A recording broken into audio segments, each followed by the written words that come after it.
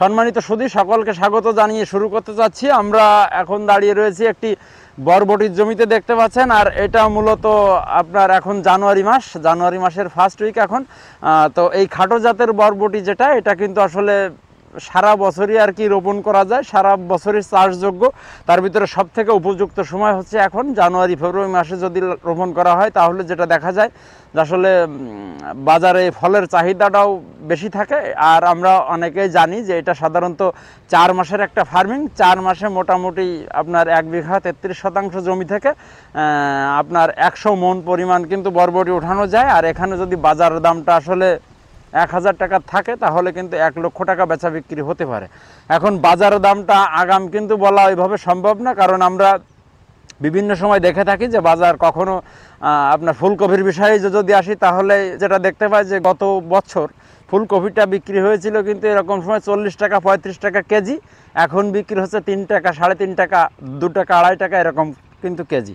এই জন্য বাজার দর সম্পর্কে আমরা বলতেছি না, আমরা যেটা বলতে চাই যে এটা যদি আপনি 33% জমিতে রোপণ করেন, তাহলে মোটামুটি আপনি 100 মণ পরিমাণ কিন্তু বরবটিটা পেয়ে যাবেন। এটা বেচা বিক্রি কত হবে আসলে এটা বলা অসম্ভব, ঠিক আছে। তো এখন আপনার এটা কিন্তু অবশ্যই চাষ করা যায়। এটা মনে করেন যে অনেকেই আপনার জমির আইলে কিন্তু সিম চাষ করে, তারপরে ভিতরে অনেক চাষাবাদ হয়। এক্ষেত্রে মনে করেন খাটো জাতের বরবটি এটা কিন্তু আসলে বেশ ভালো একটা ফার্মিং। তো খাটো জাতের বরবটি মানেই কিন্তু অনেকের ধারণা আসে যে বরবটিটা মনে হয় খাটো হবে, আসলে কিন্তু বরবটির সাইজটা ঠিকই থাকে। আমরা সাধারণত যেটা দেখি এটা মোটামুটি আপনার 15 থেকে 20 ইঞ্চি এরকম কিন্তু লম্বা হয়, তার মানে কিন্তু এটা খাটো না। খাটো জাতের বরবটি কেন বলা হচ্ছে, এর গাছটা কিন্তু খাটো হয়, সাধারণত আপনার 3 ফিটের ভিতরে কিন্তু গাছটা থাকে, এই জন্য কিন্তু খাটো জাতের বরবটি বলা হয়। আর এর আয়ুষ্কাল হচ্ছে 4 মাস। 4 মাসের ভিতরে কিন্তু আপনার টোটালি আপনার কমপ্লিট হয়ে যায়। এক্ষেত্রে আমাদেরকে যেটা করতে হবে, জমি আমরা আজকে যেটা এখানে দাঁড়িয়েছি যে জন্য, এটা কিভাবে চাষাবাদ করতে হয় আমরা সেটাই আজকে বলতে চাই।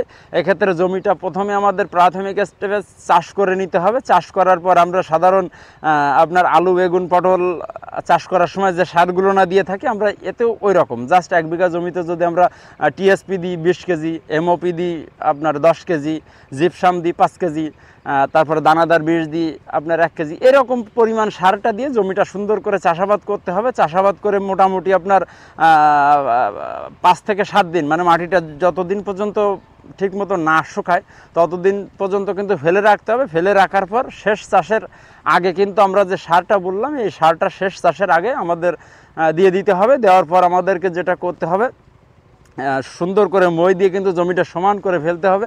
সমান করার পর খেয়াল রাখতে হবে যে এটা সাধারণত কিন্তু আপনার 20 ইঞ্চি বা 10 ইঞ্চি দূরত্বে যদি আমরা রোপণ করি, তাহলে আমরা দেখে থাকি যে স্ট্যান্ডার্ড কিন্তু হয়ে যায়।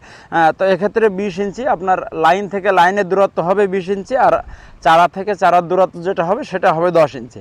এই পরিমাণ দূরত্বে কিন্তু লাগাতে হবে। এখন আমরা এখানে যেটা দেখতে পাচ্ছি, এখানে কিন্তু লাইন বরাবর কিন্তু দিয়ে দেয়া, আমরা দেখব যে 2টো লাইন কিন্তু পাশাপাশি দেওয়া, 2টো লাইন ফাঁকা করে দেওয়া। এক্ষেত্রে এখানে যেটা করা হয়েছে, এখানে আসলে চলাচলের জন্য সুবিধার্থে আমরা কিন্তু এই ডিস্টেন্সটা দিয়েছি। এভারেজ যদি আপনার আসা হয়, তাহলে কিন্তু আমাদের 20 ইঞ্চি বা 10 ইঞ্চি আপনার দূরত্বে কিন্তু চলে আসবে।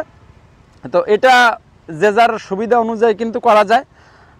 রোপণের পর সাধারণত আমরা যেটা দেখে থাকি যে বীজটা যখন মাটিতে দেওয়া হয়, দেওয়ার মোটামুটি আপনার 5 থেকে 6 দিনের ভিতরেই কিন্তু আপনার এই বীজটা অঙ্কুরোদ্গম হয়, মাটির উপরে কিন্তু উঠে আসে।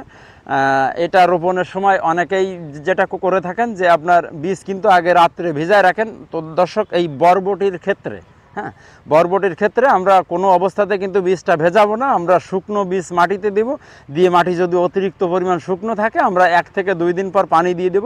পানি দিয়ে দিলে দেখা যায় যে তার 1 থেকে 2 দিন পর কিন্তু বীজ আপনার অঙ্কুরোদ্গম হওয়া শুরু হয়। আর বীজ যখন আপনার মাটির উপরে আপনার চারা অবস্থায় আসে, এই যেমন অবস্থা দেখতে পাচ্ছি এরকম অবস্থায় চলে আসে, আসার পর তখন আমাদেরকে যেটা ট্রিটমেন্ট দিতে হবে, এখানে কিন্তু ছত্রাকনাশক, প্রচুর পরিমাণ এখন ছত্রাকের চাপ এবং মাকড়েরও চাপ। আমাদের মাঝে মাঝে ছত্রাকনাশক এবং মাকড়নাশক, মাঝে মাঝে কীটনাশক, এগুলো কিন্তু দিতে হবে। এইভাবে কিন্তু পরিচর্যার ভিতরে রাখতে হবে। আর পরবর্তী আমরা সার দিব কখন, মোটামুটি যখন গাছের বয়স 15 থেকে 20 দিন হবে, তখন হালকা মাত্রায় কিন্তু আপনার ড্যাপ সারটা দিয়ে দেব।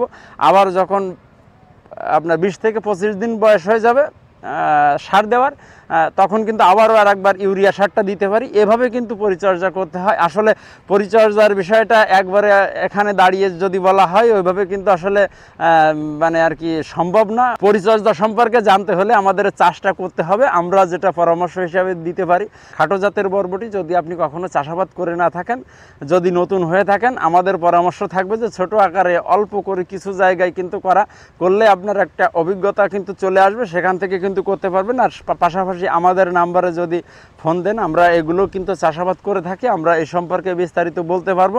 পরিশেষে যেটা বলতে পারি, খাটো জাতের বরবটি কিন্তু আসলে একটা লাভজনক চাষ। এটা চাষ করলে অবশ্যই আপনিও লাভবান হবেন। এক্ষেত্রে আমরা আমাদের জমি যদি মানে পড়ে থাকে, ফেলে না রেখে আমাদের কিন্তু সেখানে খাটো জাতের বরবটিটা অবশ্যই চাষাবাদ করতে পারি। তো পরিশেষে সকলকে আবারও ধন্যবাদ জানিয়ে আমরা আমাদের আজকের প্রতিবেদন এখানে শেষ করছি। ভালো থাকবেন, সুস্থ থাকবেন।